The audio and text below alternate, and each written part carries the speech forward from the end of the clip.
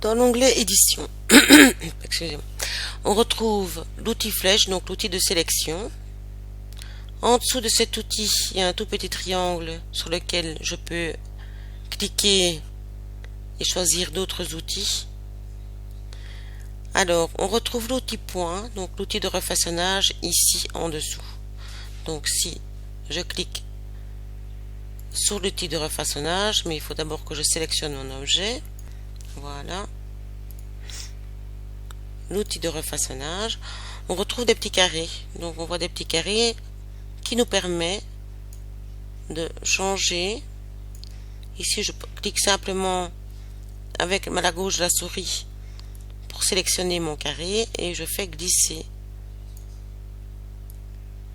mon carré pour changer la forme de mon objet. Donc on peut faire plein de choses. On peut également en ajouter et on peut en supprimer.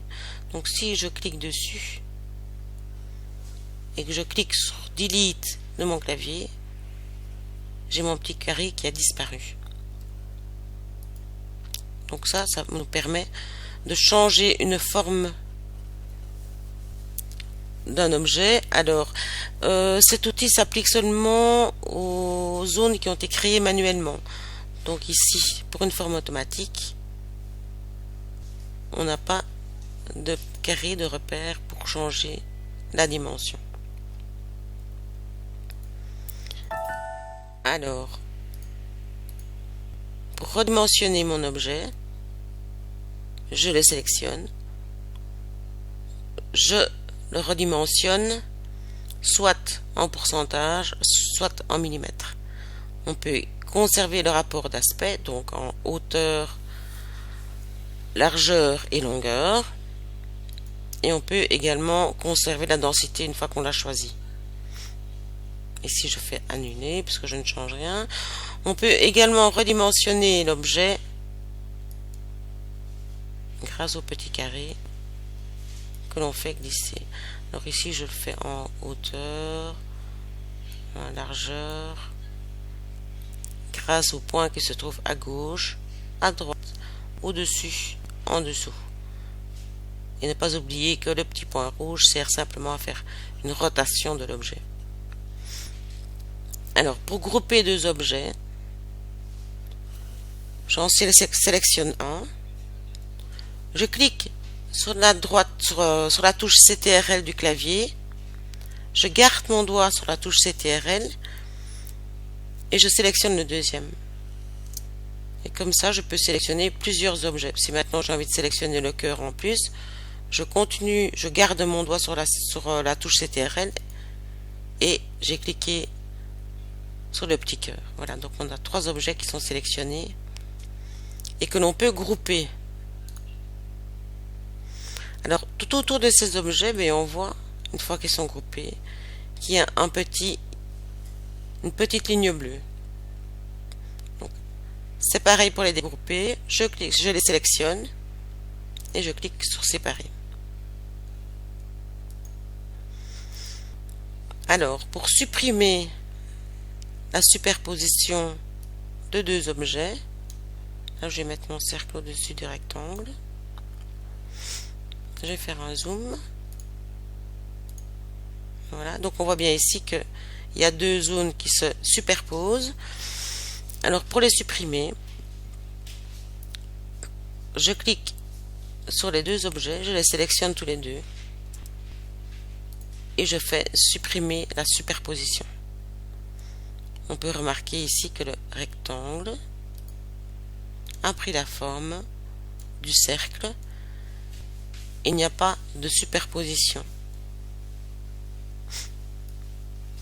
Ça arrive fréquemment quand on a plusieurs couches à broder.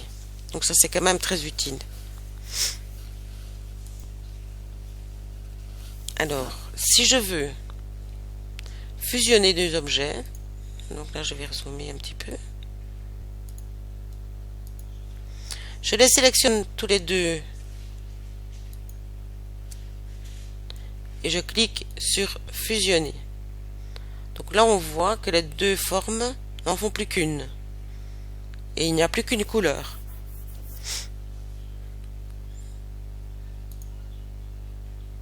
Alors, on peut également incorporer un motif. Là, ici, j'ai un petit cœur que je sélectionne. Je le fais glisser dans le cercle. Là, je le mets plus ou moins au milieu. Je vais refaire un zoom sur l'objet. C'est un peu trop. Je vais diminuer. Voilà. Je sélectionne les deux objets en faisant glisser ma souris ici. Et je fais incorporation de motif.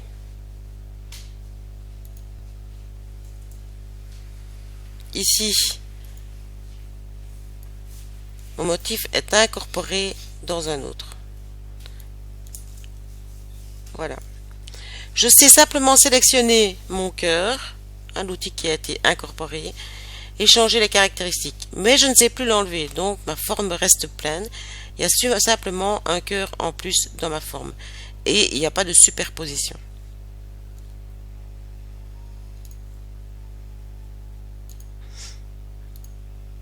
Alors, je reviens en arrière. Voilà.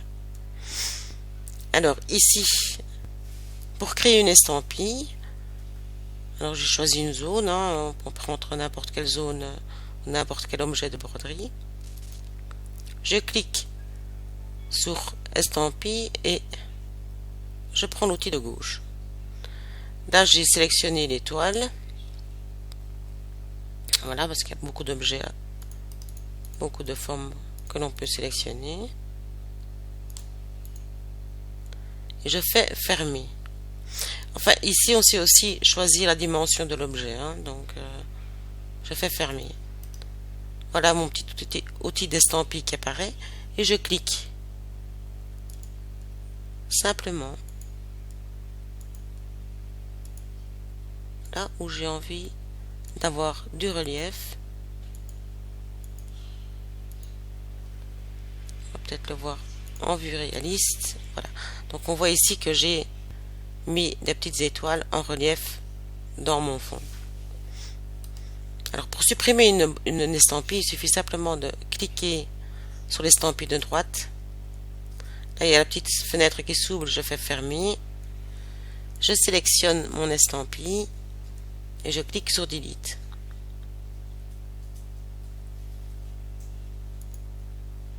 Voilà.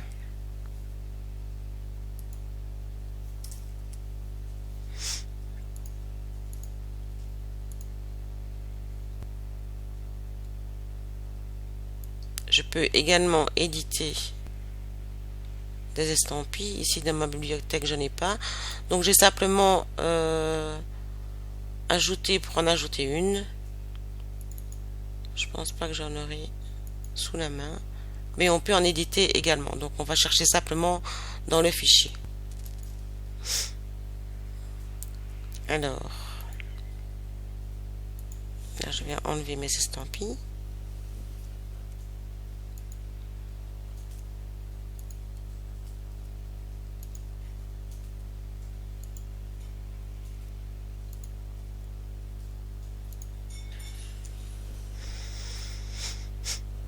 Je vais refaire un zoom. Voilà. Alors, je peux également faire une estampille à partir d'une forme que j'ai choisie. Donc ici, j'ai pris le cœur. Par exemple, je vais prendre ça, je vais le diminuer. Je mets le cœur dans le cercle.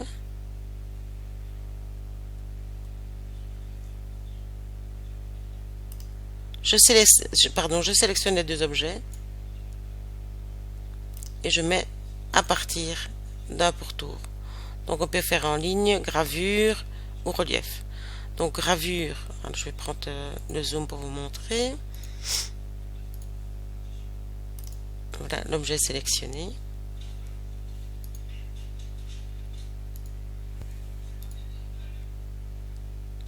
Voilà, donc il est à l'intérieur de la forme, tandis que si je fais en relief, il sera au-dessus.